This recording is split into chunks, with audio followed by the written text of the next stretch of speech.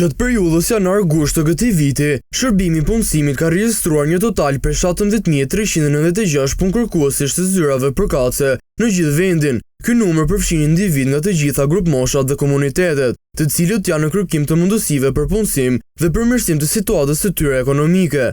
Nga ky total, një pjesë e konsiderueshme, plot 10.121 gra dhe vajza, kanë gjetur mundësi punësimi.